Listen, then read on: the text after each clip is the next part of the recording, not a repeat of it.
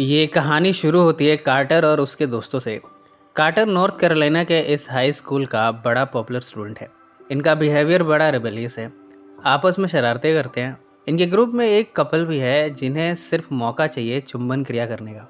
आज की शाम भी दोनों आपस में संभोग करने में मशगूल हैं। इतने में कार्टर यहाँ पहुँचा है। ये ग्रुप झील के किनारे गया है। यहाँ एक लड़का है जो उनके ग्रुप को ज्वाइन करना चाहता है। कार्टर के दोस्त उसे डेयर करते हैं कि अगर उनके जैसा होना है तो इस ऊंचाई से उसे जंप करना होगा। इसका नाम क्ले है। क्ले इस डेयर को एक्सेप्ट कर लेता है।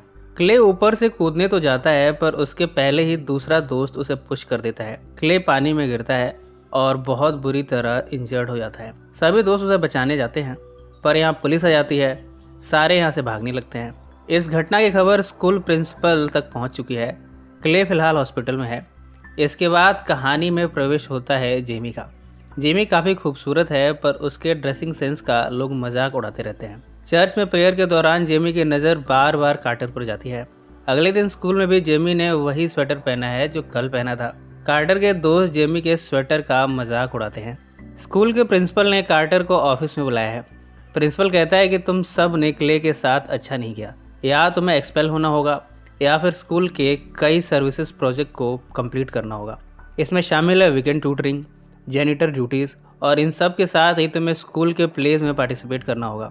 कार्टर को एक्सपेल होने से बेहतर लग रहा है कि क्यों ना वो दूसरा ऑप्शन चूज़ करे। इन सब में उसकी दोस्ती होने लगी है जेमी से। जेमी यहाँ के लोकल बैप्टिस्ट मिनिस्टर की बेटी है। इधर हम जेमी को देखते हैं जिसके स्वेटर का मजाक कार्टर के दोस्त फिर से उड़ा रहे हैं। बेलिंडा को कार्टर उसके घर ड्रॉप करता है। बेलिंडा कहती है कि उसके पेरेंट्स घर पर नहीं हैं, अगर दोनों चाहें तो घर के अंदर जाकर संभोग कर सकते हैं। कार्टर कहता है कि अब उनके बीच जो कुछ भी था सब खत्म हो गया है। बेलिंडा ये सब सुनकर घर के अंदर चली जाती है। अब कार्टर को मजबूरन वीकेंड ट्यूटरिंग पर जाना पड़ता है। यहाँ जेमी भी है जो बच्चों को ट्यूशन पढ़ाती है। बस में जेमी कार्टर के पास जाती है। वो कहती है कि कार्टर को क्ले को हॉस्पिटल में जाकर विजिट करना चाहिए। कार्टर उस पर गुस्सा होता है। वो कहता है कि तुम अपने काम से काम रखो। कार्टर कहता है कि वो जेमी को सालों से स्कूल में नोटिस करता है। उसके हिसाब से जेमी बेहद बोरिंग किस्म की इंसान है। उसे जेमी में कोई इंटरेस्ट नहीं है। जेमी कहती है कि उसका कोई इरादा नहीं है कार्टर को अपनी तरफ अट्रैक्ट करने का। वो तो क्ले के लिए फिक्रमंद है। इन सब के बाद जेमी इस सीट से उठकर चली जाती है। अब कार्टर को प्ले में भी पार्टिसिपेट करना पड़ता है पनिशमेंट के तौर पर। बाद में जेमी कार्टर को लिफ्ट ऑफर करती है। इस ड्राइविंग के दौरान जेमी कहती है कि उसने अपनी लाइफ में कुछ चीज़ों की लिस्ट बनाई है जिन्हें वो पूरा करना चाहती है, जैसे कि मिरेकल देखना, एक साथ दो जगहों पर होना। कार्टर मुस्कुराते हुए पूछता है कि इस लिस्ट में सबसे टॉप पर कौन सी चीज़ है। जेमी इस सवाल का जवाब नहीं देती। कार्टर प्ले की तैयारी नहीं कर पा रहा है। वो जेमी से इन सब में हेल्प मांगता है। पहले तो जेमी से इनकार कर देती है, फिर वो कार्टर को एक शर्त पर उसकी हेल्प करने को तैयार है। वो कहती है कि तुम मुझसे वादा करो कि तुम मेरे प्यार में नहीं पड़ोगे। इस बात पर कार्टर मुस्कुराता है।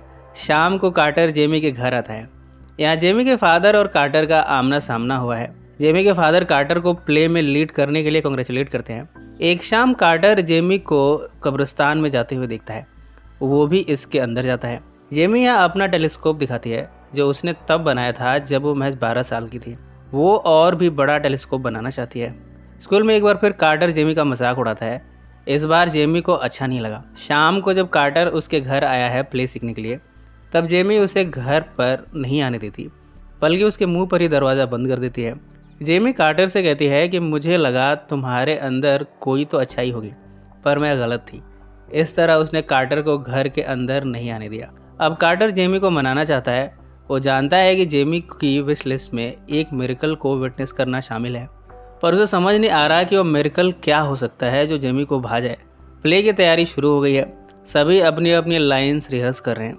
जेमी अब कार्टर से बात नहीं करती, उसे हमेशा अवॉइड करके चली जाती है।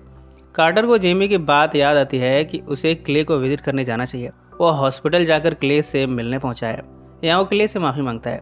क्ले कहता है कि मुझे समझ नहीं आया कि मैं तुम जैसों का दोस्त बनना ही क्यों चाहता था, पर क्ले ने दरिया दिली दिखाई और कार्टर को माफ़ कर दिया। प्ले का दिन आ गया है। इस प्ले के दौरान जेमी काफ़ी खूबसूरत लग रही है। सभी उसकी खूबसूरती देखकर अमेज्ड हैं। सबसे ज़्यादा असर तो कार्टर पर पड़ा है।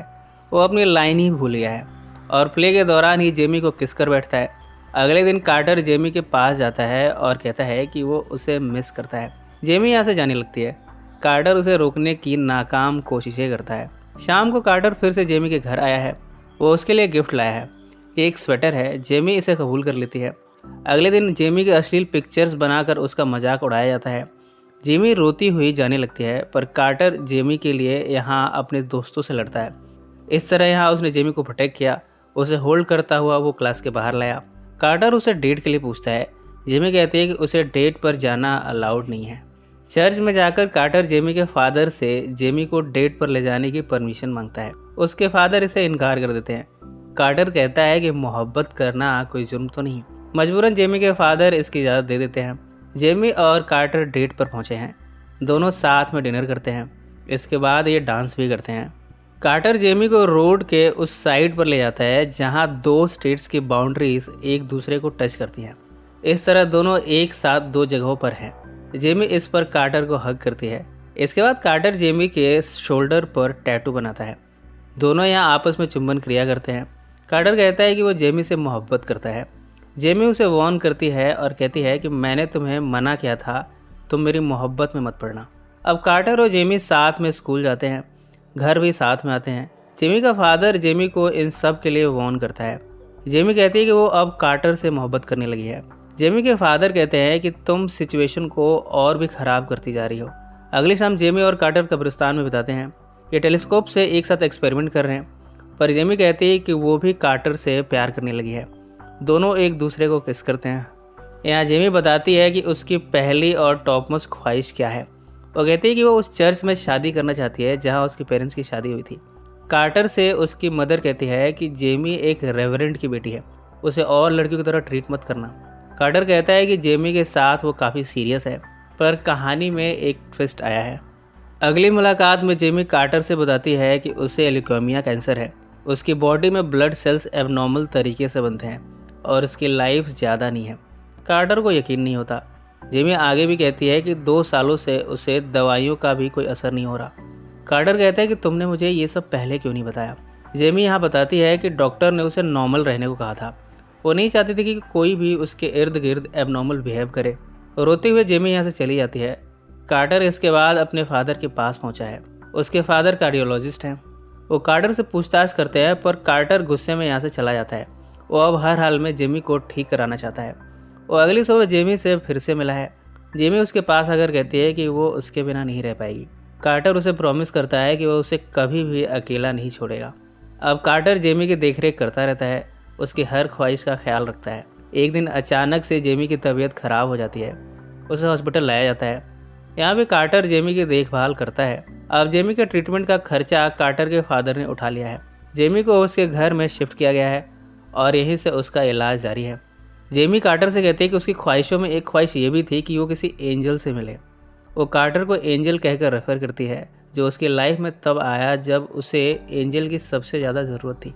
जब कार्टर को पता चला कि सारे खर्चे उसके फादर ने उठाए हैं, तब वो उन्हें शुक्रिया अदा करने जाता है। दोनों की रिलेशनशिप अब तक अच्छी नहीं चल रही थी, पर जेमी की वजह से अब दोनों एक दूसरे को हक भी करते हैं। जेमी ने कहा था कि वो इससे भी बड़ा टेलीस्कोप बनाना चाहती है। कार्टर ने उसकी ये ख्वाहिश भी पूरी कर दी। इस टेलीस्कोप के थ्रू जेमी तारों को देखती है।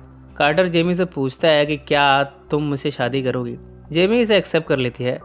इनकी शादी उसी चर्च में हो रही है जहाँ की जेमी ने ख्वाहिश की थी। दोनों यहाँ शादी के बंधन में बनते हैं। रेवरेंड जेमी के फादर हैं। बैकग्राउंड में हमें कार्टर की आवाज़ सुनाई देती है। वो हमसे कहता है कि जेमी से उसकी शादी की उम्र काफ़ी छोटी थी, पर उन गिने चुने पलों में उन्होंने इतने खुशनुमा पल बिताए जिसे कि लोग पूरी ज़िंदगी साथ रहकर भी नहीं बिता पाते। इन सब बातों को 4 साल बीत चुके हैं। कार्टर को अब जेमी छोड़कर जा चुकी है। वो जेमी के फादर से मिलने आया है। जेमी के फादर कार्टर को गले से लगाते हैं। कार्टर बताता है कि अब वो डॉक्टर ही बनना चाहता है, लोगों को मरने से बचाना चाहता है। उसका एडमिशन मेडिकल स्कूल में हो गया है। उसे गम है तो बस इस बात का कि जेमी की एक ख्वाहिश पूरी नहीं हो पाई, और वो ये है कि जेमी अपनी लाइफ में कोई मिरेकल नहीं देख पाई। इस बात का दुख वो जेमी के फादर से एक्सप्रेस करता है। जेमी के फादर कहते हैं कि जेमी के लाइफ का सबसे बड़ा मिरेकल तुम थे। कार्टर को इस बात की तसल्ली हो गई है कि जेमी की सारी ख्वाहिशें पूरी हो चुकी हैं। कार्टर के चेहरे पर अब संतोष है। वो सनसेट देखता हुआ जेमी को महसूस करता है और ये फिल्म यहीं समाप्त हो जाती है। सो फ्रेंड्स, फिर मिलेंगे ज़िंदगी के किसी नए मोड़ पर।